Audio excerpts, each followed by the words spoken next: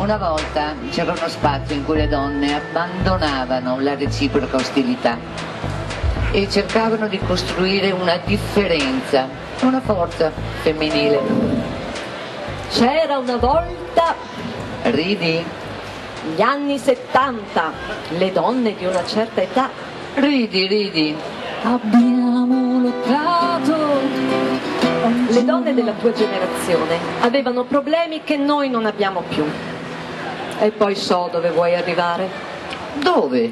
Al femminismo. Era a questo che volevi arrivare, vero? L'hai detto tu. Vabbè, se non ti interessa. Vuoi sapere perché non mi interessa? Molto. Perché le cose di cui parlavate voi, la libertà di essere se stesse, del proprio corpo, il lavoro, la maternità, la sessualità, tutte queste cose noi le abbiamo già e non c'è più bisogno di parlarne. E non dirmi che le abbiamo per merito vostro. L'hai detto tu. Le abbiamo, ma non è servito a molto.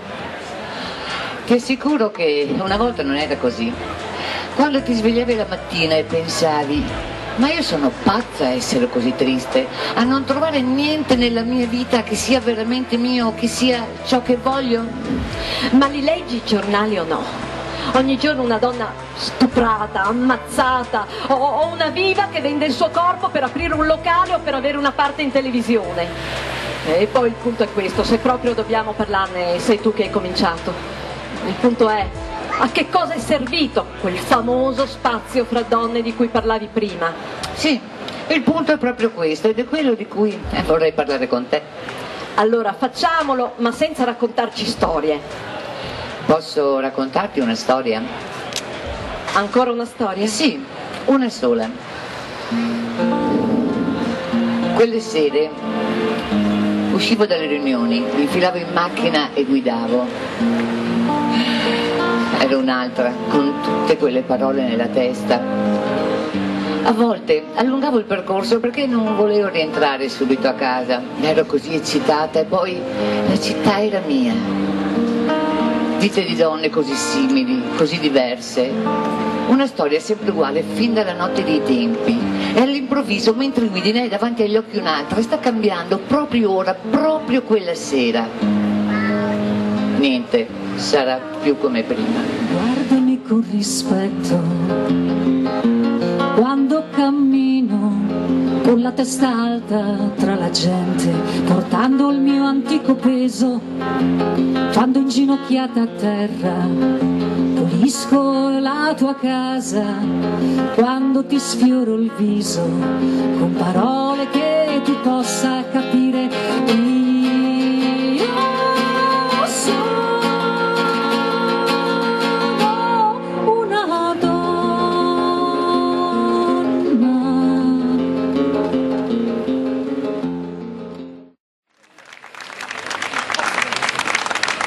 Bah, io non me la sento di criticarle. Chi? E le donne che vendono il loro corpo. Ah no? Tante volte è l'unico modo che hai per riuscire ad avere quello che vuoi. E poi scusa, perché non dovresti farlo? Mi fanno più schifo quelle che si portano dietro il telefonino per scattare foto e ricattare. Ma tu credi che sia facile farsi valere in Italia? Io sono laureata. In che cosa? Scienze politiche, indirizzo internazionale. Ho studiato 10 anni e sto aspettando che mi rinnovino il contratto per un lavoro. Lasciamo perdere. E poi gli uomini, quelli sono rimasti sempre lì. Il rapporto con una donna non lo vogliono. Il loro desiderio si accende solo quando la possono pagare. La camicia si è stirata, con amore ogni cosa si è curata, e i pavimenti siano puliti e le scarpe lucidate, e risplendano i vetri di milioni di finestre, accolgono la luce, milioni di pignate, ci bolle la minestra, milioni di bambini curati e ben lavati, milioni di pavimenti ogni giorno lucidati, milioni di pranzi e cene con amore ben pagati. Milioni sono i soldi che ci dovete dare, milioni sono i soldi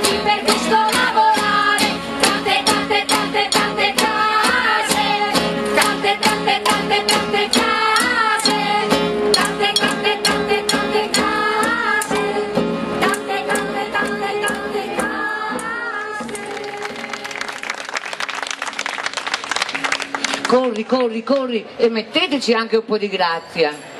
E non avete l'aria così stanca che invecchi prima. Sorridi, sorridi. Giocolieri in equilibrio, bambini, uomo, casa e lavoro gratuito. Ah, vediamo chi ce la fa a non cadere. Guarda, la signora lì all'angolo ha ceduto. E quell'altra, Dio mio, che fine. Mi spiace, ma non tutti hanno le palle. Che fatica che fai. E tu? E io non ho le palle e non partecipo alla corsa. Tanto è truccata. Ci siete voi davanti. Per noi il posto non c'è. La mia forza ha un limite e non voglio oltrepassarlo. Se non c'è tempo per avere figli, non li avrò. Se il lavoro richiede tutto il mio tempo, non glielo darò. Se l'amore non ama come sono e starò sola. Se il mio corpo non regge il confronto, ma chi se ne frega. Sei saggia. Triste. Ho scritto no sul libro dei tuoi sogni, ho scritto stop sul treno dei miei tempi, ho scritto stanca sui muri del presente. Spero prima o poi succederà il bel niente. Dondolo, dondolo. Lasciami andare senza grandi mete, lascia questo cielo senza comete, avvolta dal silenzio dell'attesa, col velo seducente della nebbia, mi siedo sulla vita e dondolo, dondolo, dondolo. Siamo figlie di tempi opposti e poi l'hai detto anche tu prima, ognuna gareggia per sé. Nel mercato quotidiano delle donne, sai qual è la cosa che mi preoccupa di più? L'analfabetismo sessuale degli uomini. Il desiderio maschile è sempre uguale, che non dialoga con se stesso, che non si guarda, che non evolve. Ecco, anche questo mi sembra lontano anni luce da me. Sei proprio sicura che sapresti accettarlo, il desiderio degli uomini? Se ragionasse su di sé, se si lasciasse andare alla verità di una confidenza. Vai avanti che mi interessa.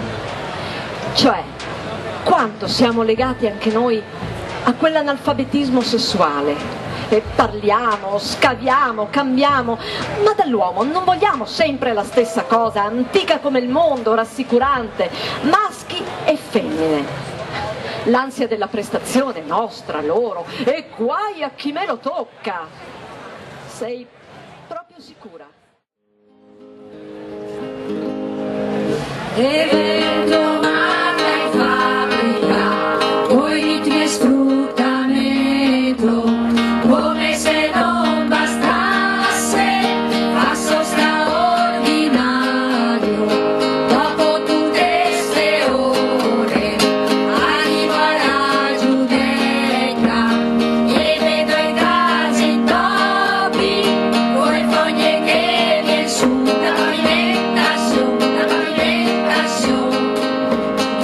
sempre di sopportare, ma da oggi noi vogliamo lottare per la nostra liberazione. Facciamo donne la rivoluzione.